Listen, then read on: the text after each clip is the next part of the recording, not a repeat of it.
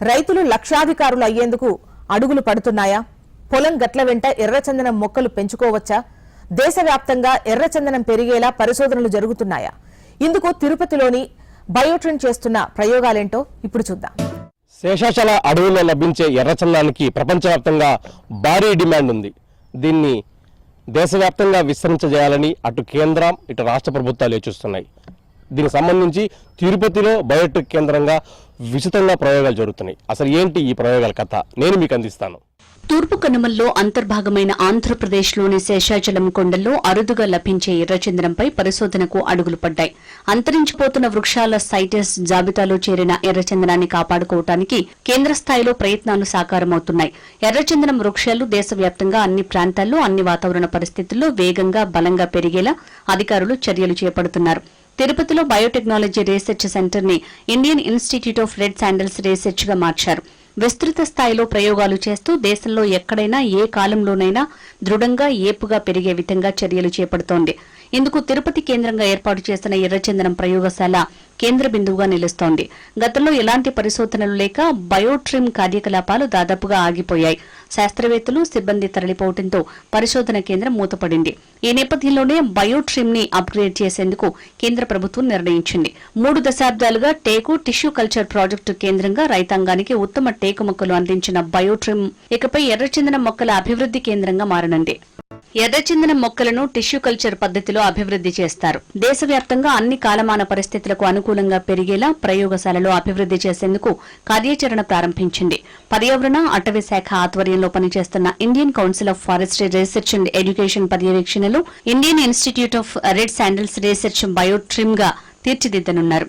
ఇందుకోసం అవసరమయ్యే అధునాతన ప్రయోగశాల ఏర్పాటు, శాస్త్రవేత్తల నియామకం, మౌలిక సదుపాయాల కల్పన కోసం ఇప్పటికే బయోట్రిమ్ అధికారులు 10 కోట్లతో డీపీఆర్ సిద్దం చేసి చెన్నైలోని నేషనల్ బయోడైవర్సిటీ అథారిటీకి పంపించారు. 5 కోట్ల రూపాయలను గత ప్రభుత్వం మంజూరు చేసింది. ఈ సొమ్ముతో ప్రస్తుతం బయోట్రిమ్ లో మౌలిక వసతులు, సదుపాయాల మెరుగు కోసం అధికారులు పనులు ప్రారంభించారు. ప్రస్తుతం బయోట్రిమ్ లో రోడ్లను పునర్నిర్మించడం, సిబ్బంది క్వార్టర్స్ మరమ్మతులు వంటి పనులు చేశారు. నర్సరీలను ఎర్రచందనం మొక్కల పెంపకానికి అనువుగా సిద్దం చేస్తున్నారు. త్వరలోనే కొన్ని మిషనరీలను కొనటానికి ఎంఎస్సీ ద్వారా టెండర్లు పిలువనున్నారు. 2వ దశలో టిష్యూ కల్చర్ ద్వారా మొక్కలను అభివృద్ది చేసేందుకు ల్యాబ్ ను అభివృద్ది చేసే పనులు చేపట్టారు. 6 ప్రావినెన్సెస్ అనేది మనకి ఇక్కడ ఆంధ్రప్రదేశ్ లో ఐడెంటిఫై చేయడం జరిగింది. అక్కడ నుంచి ఉండే సుపీరియర్ గా ఉండే ట్రీస్ ని ఐడెంటిఫై చేయడం, వాటి నుంచి సీడ్స్ కలెక్ట్ చేయడం, ఆ విత్తనాలు తీసుకుని నర్సరీ రేస్ చేసేసి దానికి ఉండే ఒక ప్రాజెక్ట్ ట్రయల్ ప్లాట్ అని అంటాం. ట్రయల్ ప్లాట్ చేయడం వరకు మనం దానిలో భాగమే. అదే కాకుండా ఇంకా వెజిటేటివ్ ప్రొపగేషన్ మెథడ్స్ అంటాం. అంటే సీడ్ కాకుండా కట్టింగ్స్, గ్రాఫ్టింగ్, లేకపోతే టిష్యూ కల్చర్, ఇలాంటి మెథడ్స్ ఈ రెడ్ శాండిల్ లో డెవలప్ చేయాలని ఉండేది కూడా ఈ ప్రాజెక్టులో ఆబ్జెక్టివ్సే. శేషాచల కొండలో అత్యంత విలువైన ఎర్రచందనం దుంగలను స్మగ్లర్లు యథేచ్ఛగా నరికి ఇతర దేశాలకు తరలిస్తున్నారు. ఎర్రచందనం అక్రమ రవాణా దశాబ్దాలుగా జరుగుతోంది. ప్రభుత్వం ఈ అక్రమ రవాణాను అరికట్టేందుకు ప్రత్యేకంగా టాస్క్ ఫోర్స్ ఏర్పాటు చేసిన స్మగ్లింగ్ ను అరికట్టలేకపోతున్నారనే విమర్శలు ఉన్నాయి. శేషాచల కొండలకే పరిమితమైన ఎర్రచందనం మొక్కలను టిష్యూ కల్చర్ ద్వారా అభివృద్ది చేసి రైతులకు పంపిణీ చేసే కార్యక్రమానికి శ్రీకారం చుట్టారు. ఖరీదైన ఎర్రచందనం అంతరించిపోకుండా ఉండేందుకు పటిష్ట చర్యలు చేపడుతున్నారు. తిరుపతి బయోట్రిమ్ కేంద్రంగా ఎర్రచందనం మొక్కల ఉత్పత్తిని పెంపొందించనున్నారు. ఇప్పటివరకు బయోట్రిమ్ లో టేకు, నేలియా దుబియా మొక్కలను టిష్యూ కల్చర్ ద్వారా అభివృద్ది చేశారు.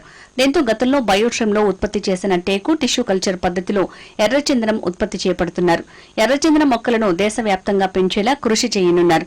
దాంతోపాటు పంట పొలాల వద్ద రైతులు ఎర్రచందనం మొక్కలను నాటుకోవచ్చు. అందుకు అవసరమైన అనుమతులు అటవీ శాఖ ద్వారా ఇప్పించేందుకు ప్రణాళిక సిద్దం చేశారు. త్వరలోనే తిరుపతి బయోట్రిమ్ నుంచి ఎర్రచందనంతో పాటు అంతరించిపోతున్న మరిన్ని అరుదైన మొక్కల ఉత్పత్తికి చర్యలు తీసుకుంటున్నారు. చూశారు కదా, మొక్కల ప్రయోగాల నేపథ్యంలో ప్రత్యేకంగా ఎర్రచందనం మొక్కల ప్రయోగానికి ప్రత్యేక ప్రాధాన్యత సంతరించుకుంది. ఇంతవరకు బయోటెక్ ఉన్న ఈ కేంద్రాన్ని Indian Institute of Red Sandal Research సెంటర్గా మార్చారు.